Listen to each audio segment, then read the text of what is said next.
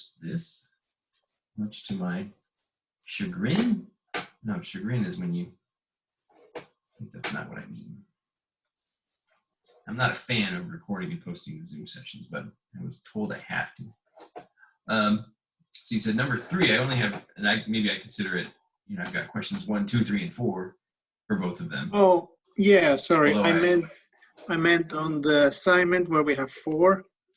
The third one about the HR director and well, it is a graded thing, so I can't say too much about it. okay. If I there was was wondering, that wasn't clear to you, then I might be able to clarify. Yes. Okay.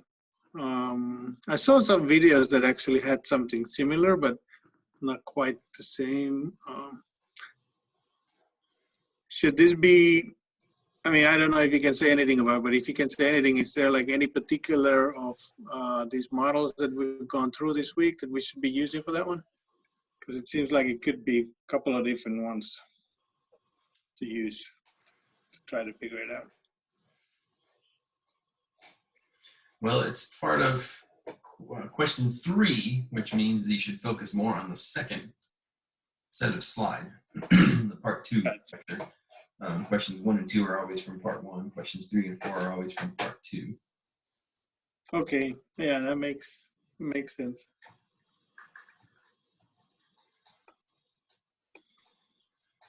I mean, it is. Let me see. Let me look at the practice questions. Did I close this one? No, here. Yeah, there's a little different. This is less of that kind of question. I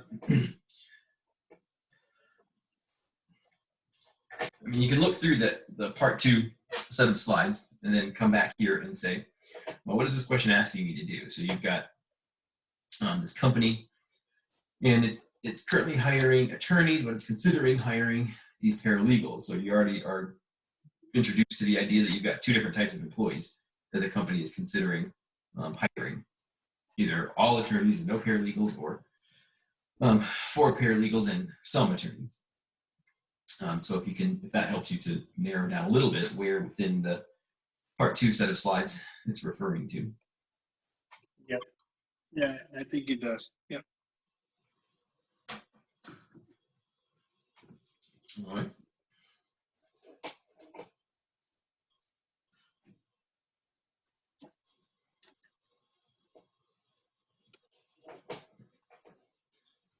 Anyone else? Yes.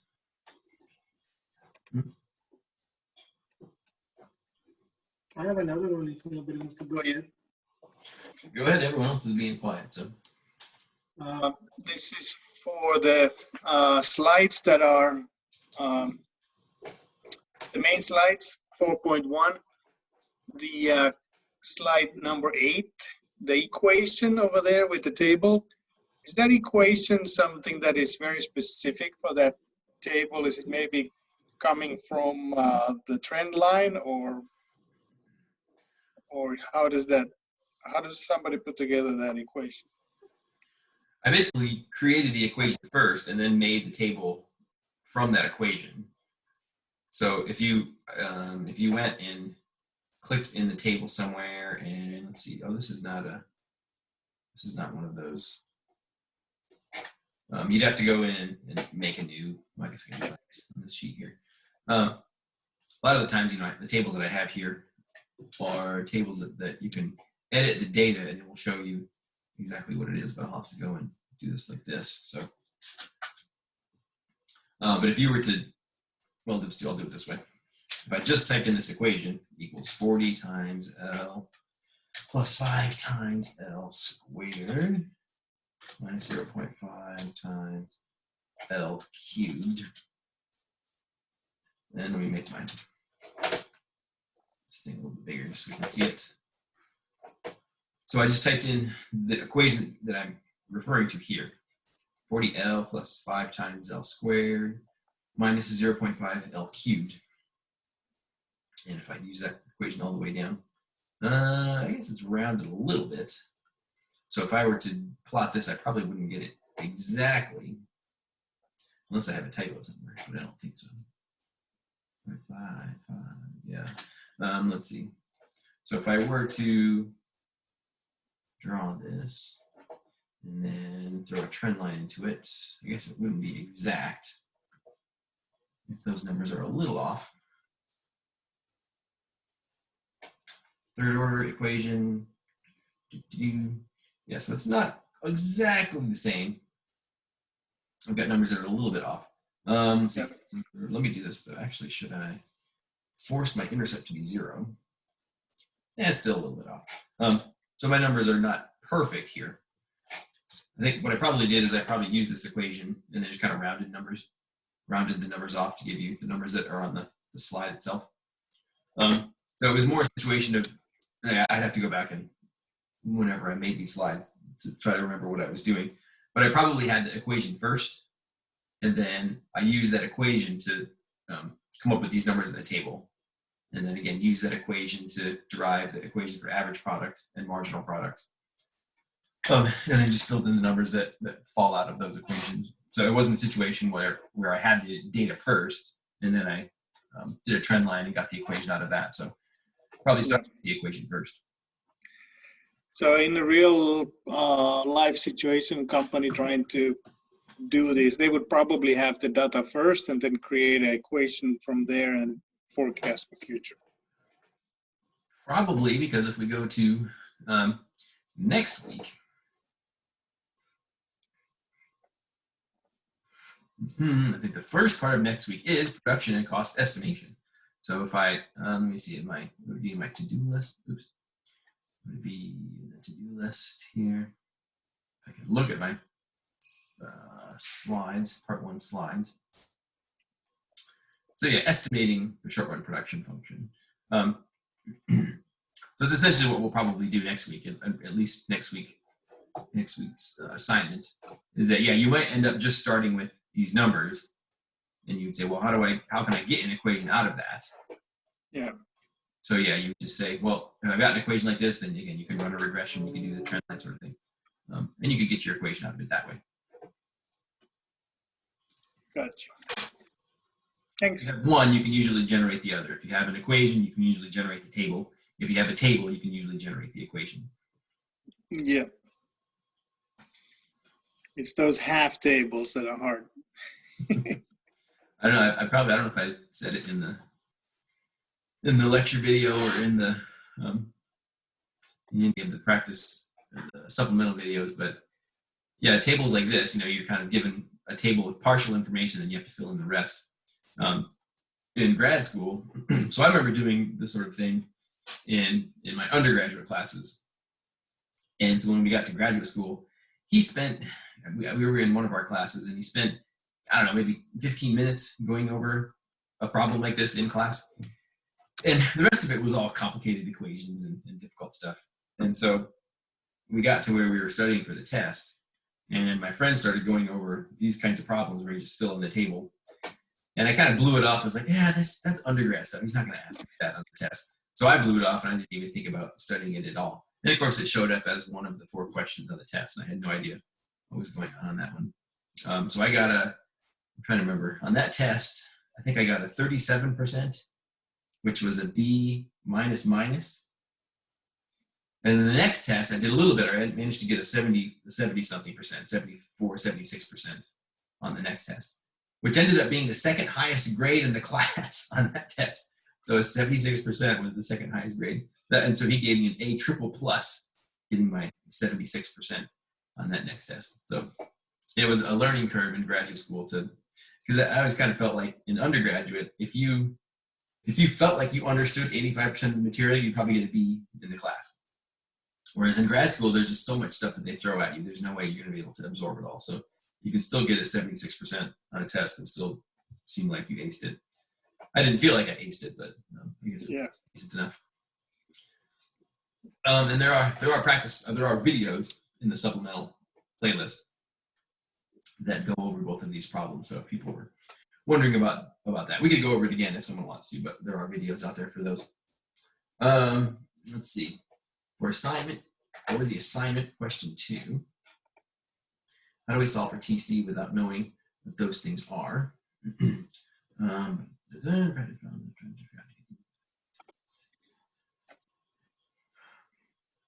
Well, you might not be able to figure out total cost at the very beginning of the problem, without going through any of these steps here. But you should be able to, as you're going through it a little bit, you should be able to derive all of the equations.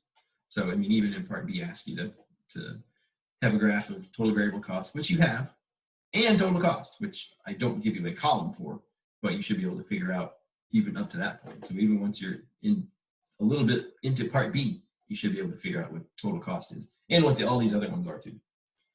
So it's just a little bit of looking around in the wording of question 2 to be able to get you to work on that. Can I elaborate on 2B and C? Well, I don't know how much I can elaborate on those things. If there's something, I'm always kind of bad about if people say, "Can you help me with this?" I'm like, what do you want to know about it? If someone said, "Hey, in these practice problems, I'm not quite sure how to, figure out some of these blank values, given the information that I have," that's a much more specific question for me to say, "Okay, well, we can talk about this. Here, you've got total cost, and you know what the total variable costs are, and so the total fixed cost must be the remainder. So the total fixed cost must be 200 if the fixed cost plus the variable cost equals the total cost."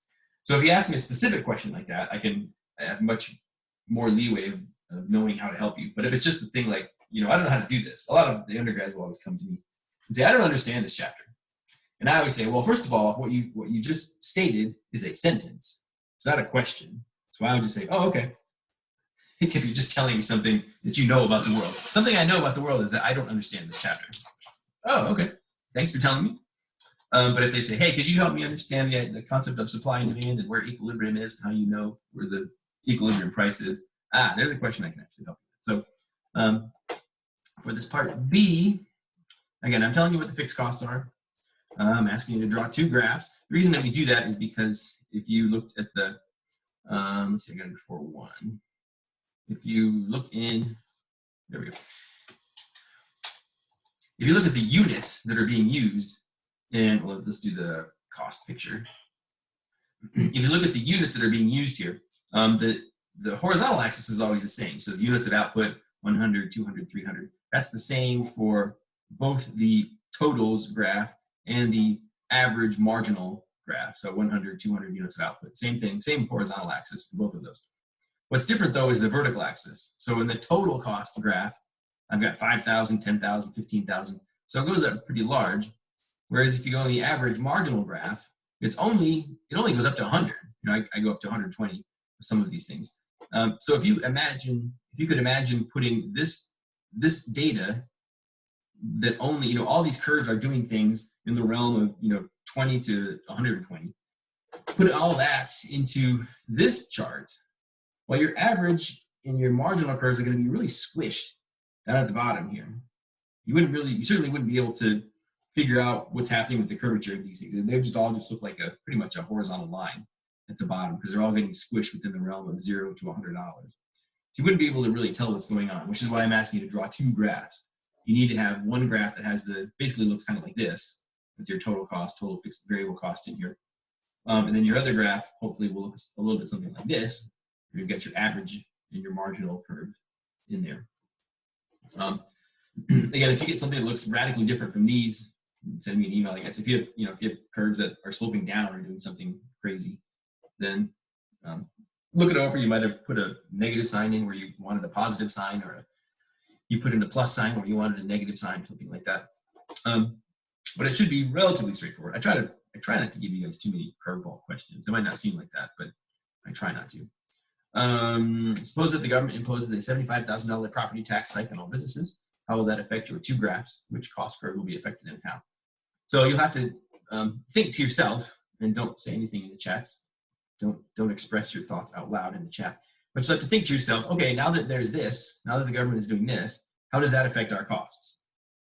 Same thing in part D, actually. You've got a different type of tax. I mean, both of these are taxes. They're different types of taxes. And so you'll have to kind of ask yourself, how do these different types of taxes how are they going to affect our costs? That's, I guess, as much as I want to say on question 2B and C. Can I talk about how a variable cost increase will affect cost curve? Well, you could mess with it yourself if you wanted to. You could go into, because I think these might not do it either, but let me see if I can edit the data with these. No, I can. So you've got if you're looking in the chart here, as I've said a couple times, if you right click in the chart, you'll have this edit data button. And probably the thing to do if you've downloaded the slide, one of the things that is kind of tempting when you have these PowerPoint slides with the ability to look at the data, if you go in here and you edit the data either by itself or in Excel, if you do anything to it, like if you say, well, let me play around with changing a variable cost and see how it affects the cost curves. If you go in and you mess with these numbers, it's going to change the graph in your slide, and you might be like, well, I kind of want my graph to be how it was originally. I want to make sure I know what the slides look like originally. So if you do something, if you change something, then it's going to change the picture in your slides, and you might not want to do that. So you would then have to maybe go download the slides again or something.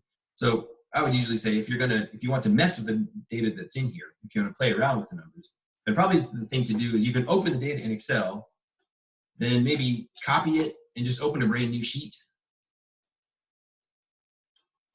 and put all that information there. Kind of close out this chart in Microsoft PowerPoint Excel file.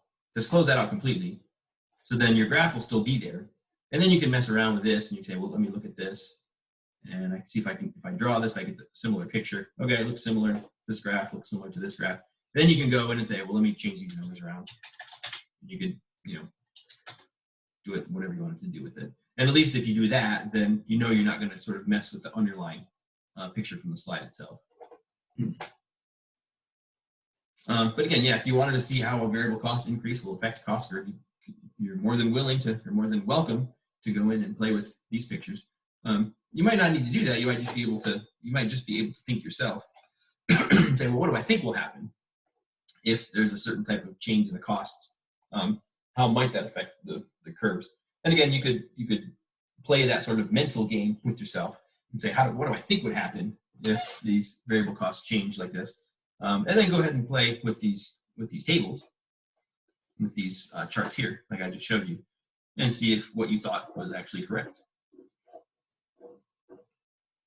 Can you explain the equation on slide 4? Short run average total cost. Slide 14, I mean. Well, there's a slide 14. I wonder if it's in this section 2 slides. Oh, this one.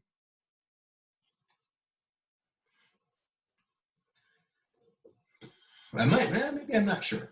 I thought I knew.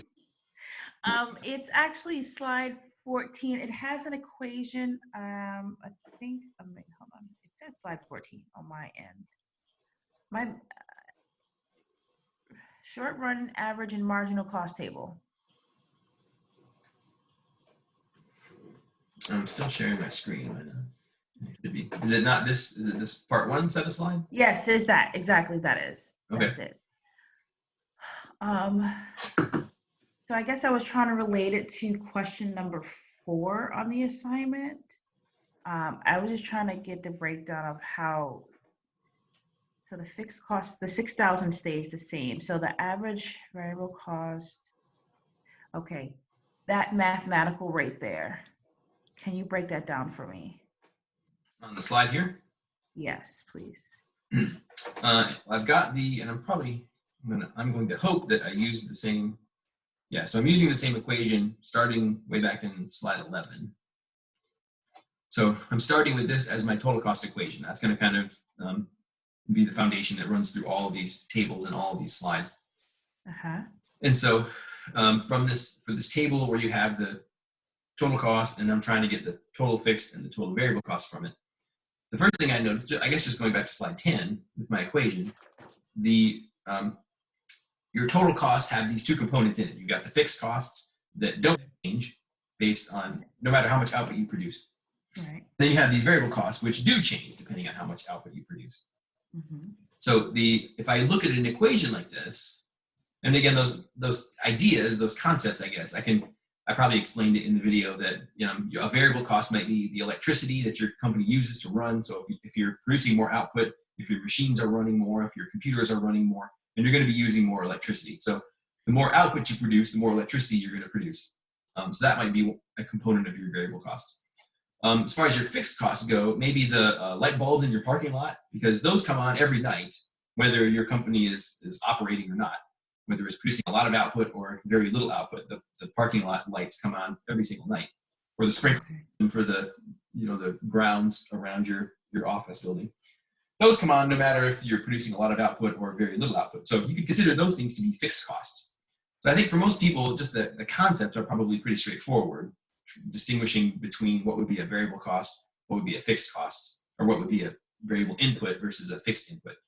When you get to the equation, you might go, well, I've got this big messy equation here.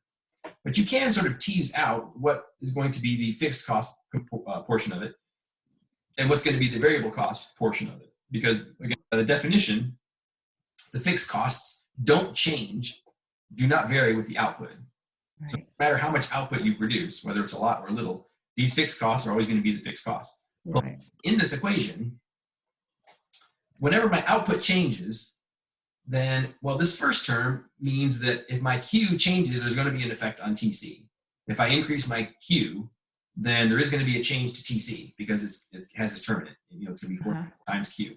So if my Q increases, I know my total cost is going to go up. If my Q increases, I know this term is going to be affected because there's a Q here too. If I know that Q increases, this term is going to be affected. But if there's a change in Q, this 6,000 is just going to keep being 6,000. Doesn't matter if we produce 0 or we produce 600 or we produce 3 trillion. That the amount of Q that we produce is not going to change the fact that there's always this $6,000 here. We're always going to have a $6,000 component of our cost, no matter how much output we produce. And again, you can envision that you could actually plug in different numbers for Q here, and these are going to stop being Qs, right? If you plug in 100 here, this is going to end up being 45,000. This is going to be whatever number that is when you plug 100 in for that. There's going to be another 100 here that you plug in for that. So once you start plugging in values for Q, these numbers are all going to kind of mess up. They're going to be kind of different numbers. If you put a 200 for these Qs, they're going to be different numbers in all these places. But this 6,000 is going to keep being 6,000. Okay. So you're always going to have this $6,000 portion of your costs. Again, if I'm just looking at the equation, trying to figure out what this equation is telling me. Okay, I'm always going to have the $6,000 portion of my costs. That never changes, even if Q changes a lot. Well, if I go back to the previous slide, then that I could consider that $6,000 to be the fixed costs because those don't change. Even if my Q changes, that $6,000 always stays the same. Mm-hmm. I just kind of know by looking at this equation that whatever this intercept is, whatever this non-Q term is, that's got to be my fixed costs. So I know that, and then I can, if I'm making a table, I can just make this column of total fixed costs if you wanted to. It's kind of redundant because it's just a column of a bunch of 6,000s. Okay. Then you could say, okay, well then whatever is not a fixed cost has to be variable cost. Because whatever is not a fixed cost has to be a variable cost. So if the fixed costs are portions of the equations that do not have any Q's in that, then the variable cost has to be whatever portion of this equation does have a Q term in it. So that's 45Q, this other one, Q squared, this Q cubed term. So I would know that my total variable cost equation is the total cost equation taking away all those fixed costs that are there. Fixed costs, got it. Yep. So then I can create all the numbers here. And I mean, you had the total cost equation to begin with, so you could make the last column pretty easily. Gotcha. Okay. That's where all these numbers are coming from. When I go into slide 14, which is what you asked about 10 minutes ago, then, I'm starting with this equation again. And then it just becomes a matter of doing the algebra or the calculus to get these other equations. So average total cost is taking your total cost and dividing each term by Q. By each term by Q, okay. Here I've got to divide it by Q. So I've got the 6,000 divided by Q. 45Q divided by Q just becomes 45. This 0.000117 Q squared divided by Q means I lose one of these Q's here. So it's not q squared anymore. It's just q to the first power. So minus 0.117 q to the first power. And then this 0.0002 q cubed, once I divide that by q, I lose one of those q powers. So you get the 0.0002 q squared. Then you can say, so I know that's where my average total cost column comes from. You can't have a term in here because I can't do 6,000 divided by 0 for the first row. If q is 0, that's not going to work. I can do all the other numbers though. My average variable cost was the, where did it go? Not that one, this one. The average variable cost is the total variable cost divided by q. So each of just these terms divided by q, which makes it look pretty similar to the previous one. Okay. So it's essentially just this portion of the average total cost equation, since these were fixed costs. You don't need to worry about those average variable cost equation. So it's just this portion of it that shows up here. So I can fill in this column. And the marginal cost. That's my question. I don't understand that algebra, the last part with the 0.0006q. Because marginal cost is the derivative of the total cost equation with respect to the q variable. The marginal cost is what happens to our total cost when we increase our output by 1 unit. So if we have this 1 extra unit increase in output, how does that affect our total cost? Which is essentially what you're doing when you take a derivative. When you do a derivative, you're saying what happens to the change in the y variable, the dependent variable, if there's a 1 unit change in the independent variable. So what happens to total cost if there's a 1 unit change in q? So if I know my total cost equation, then I can take its derivative to get the equation for marginal cost. So derivative of the TC equation with respect to the q variable to get the marginal cost equation. There's no q term here, so that just falls out completely. Gotcha. 45q to the first power, and the derivative of anything that's only to the first power just ends up being 45q to the 0th power, or 45 times 1, so 45. The derivative of this term with respect to q means, well, it was q squared, so I can pull that exponent down and multiply it by the coefficient out front. Coefficient, got that. 2 times 0.0017 should give you the 0.234. And then you end up q to the first power, which is essentially what q by itself is, q to the first. The last term, well, it used to be 0.002 q to the third. So if I take the derivative of this term, I'm pulling the 3 down and multiplying it by its coefficient. So 3 that makes sense. 0.0002 gives you that 0.0006. Oh, I didn't see the 3. Oh, okay. That answers my question. Second power. Cool. Thank you. Yep. And once you have that equation, you can fill in all that column as well. And once you graph those, you should get a graph that looks like that. Let's see here. Everyone's asking about opening the assignment early next week because of Thanksgiving. We do have this hard and fast 72-hour open rule for any sort of assignment or quiz, not necessarily assignment, but any quiz or graded thing can only be open for a maximum of 72 hours. That's to prevent people from taking all the questions and posting them to the cheating websites that we know about, and trying to get your answers, trying to get whoever the brainiacs are at the other end of these cheating websites, having them formulate their answers and charging you a hefty sum for that. And then you turning around saying, oh, good, now I've got my answers. I can go in and plug all these things in and ace my class and grade the value of LSUS's degree again. So we have to have this 72-hour window to have these things open. So if I were to open everything on Wednesday instead of Thursday, that would mean that I'd have to close it a day early too. And I don't really know if there's a benefit to doing either of those things, to opening it a day early or to just kind of leaving it the way it is and giving you the extra Saturday to work on it. So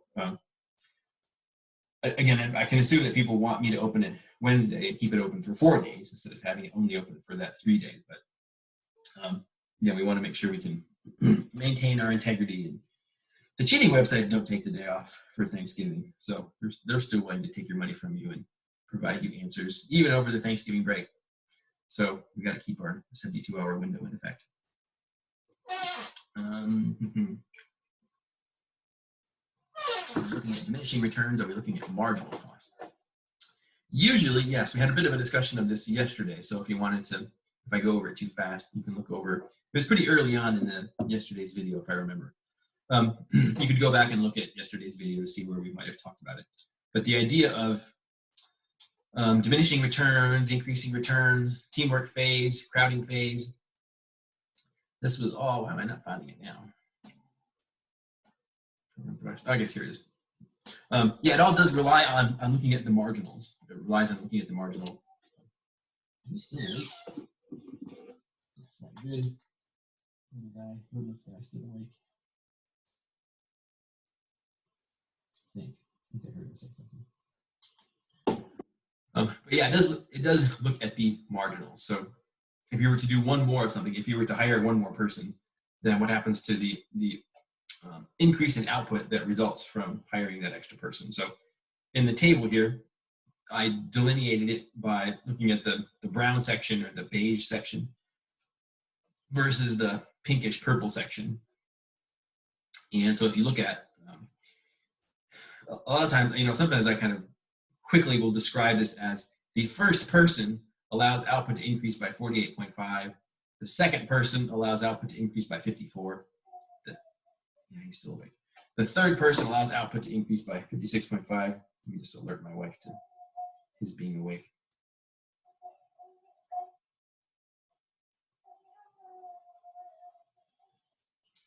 Of course, she might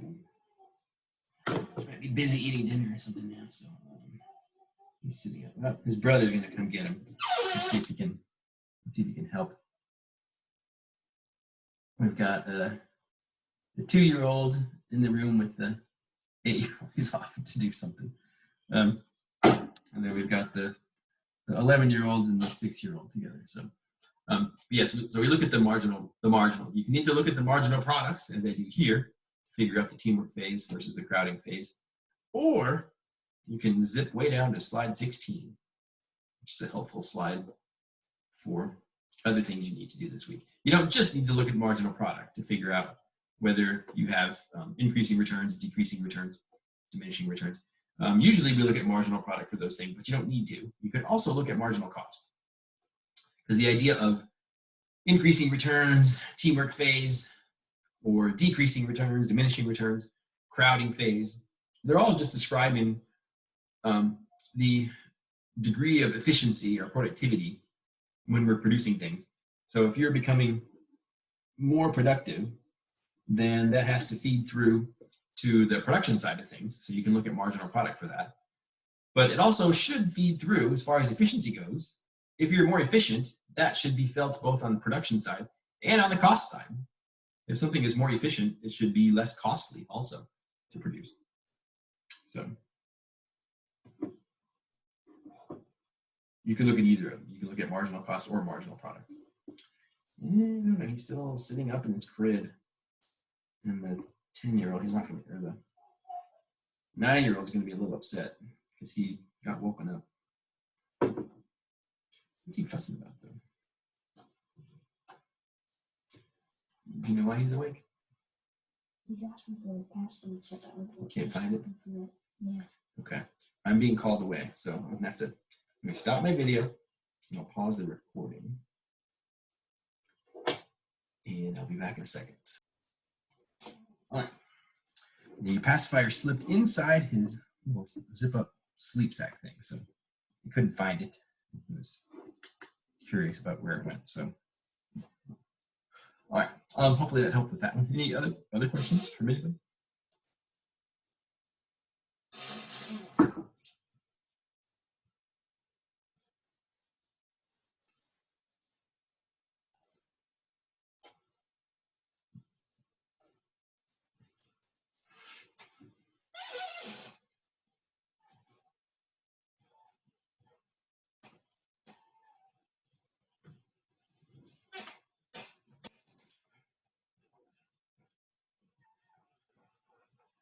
Well, while we're waiting, I'm going to stop the share.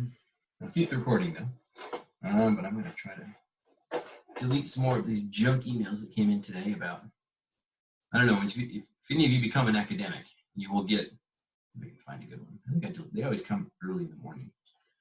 You get emails from these fake journals, academic journal, wanting you to pay $800 to be automatically published in their high quality, high ranking academic journal. And again, all you have to do is send them $800 and it'll be printed. So I get tons of things like that. Okay, there's that. I didn't find that one.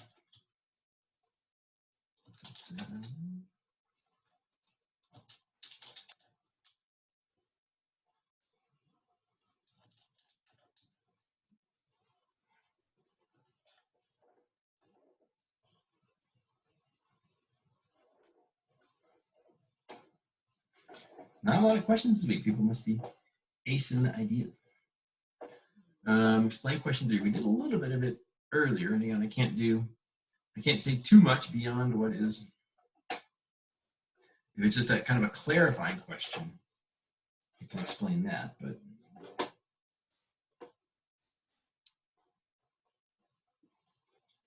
bring up my things over here. As I mentioned earlier tonight, and again, sometimes you guys pop in and out of the Zoom session, so you might not catch everything that I said earlier. But as I mentioned, this is a question 3. So question 3 and 4 always relate to the part 2s of the week. So this is going to be a concept that is covered in the part 2 set of discussions about production and cost. And as I said earlier tonight, this company is currently hiring attorneys, considering hiring another type of employee, is considering hiring paralegals. So it'll have some attorneys and some paralegals, whereas before it had only attorneys and no paralegals. So that might help guide your search for some assistance when you're looking through this set of slides there.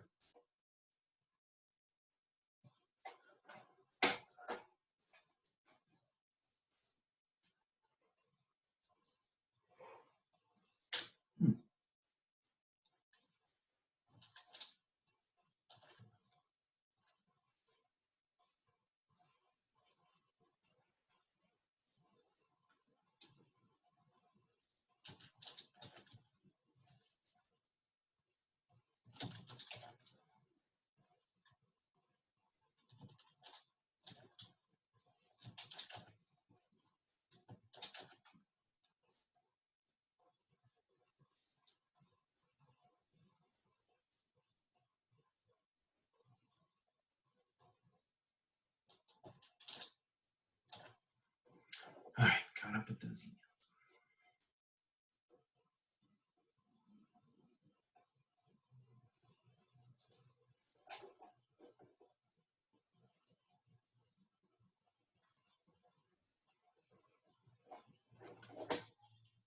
Yeah, it is.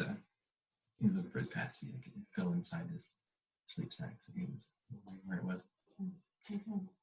Here, look for it. You can find it, and then we found it. Mm-hmm.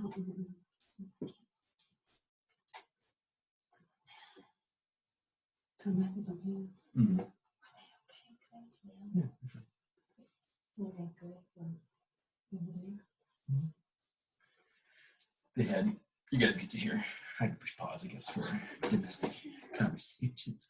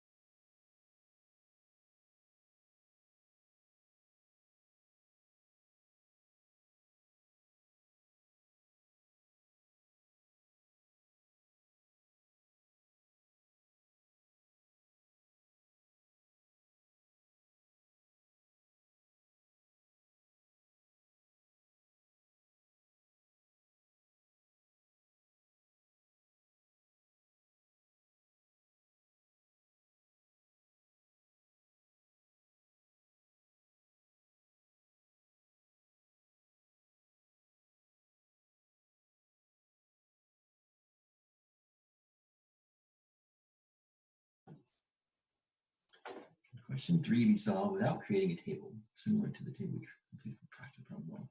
You don't need to. I didn't create a table when I was writing number 3. But there are always, for a lot of times in this class, there are different ways you can go about solving things.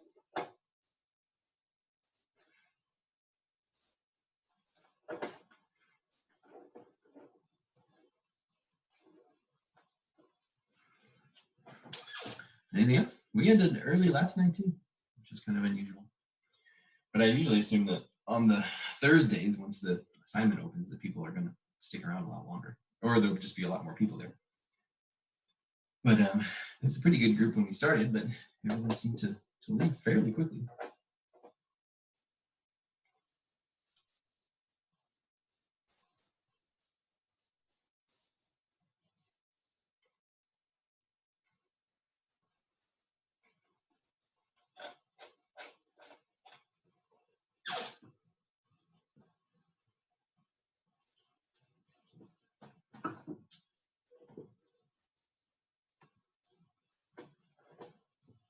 Yes, you notice at the top of the assignment, I said you should not have to run regression to solve any of the 4 problems, at least not this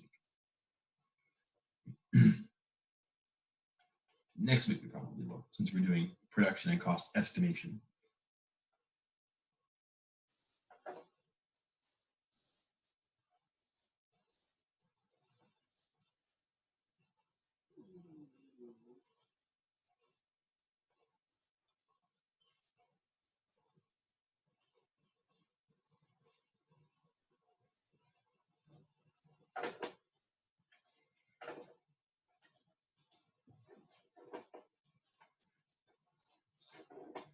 Anything else?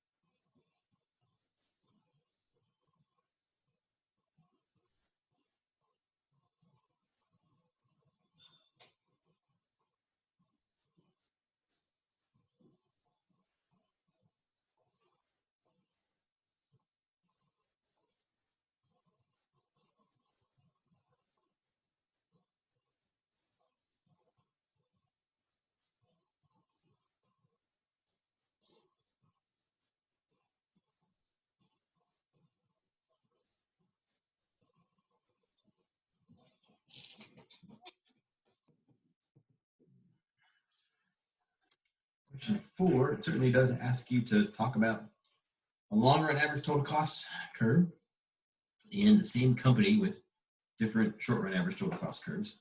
And it is part 2. So you are going to be focused on that set of slides.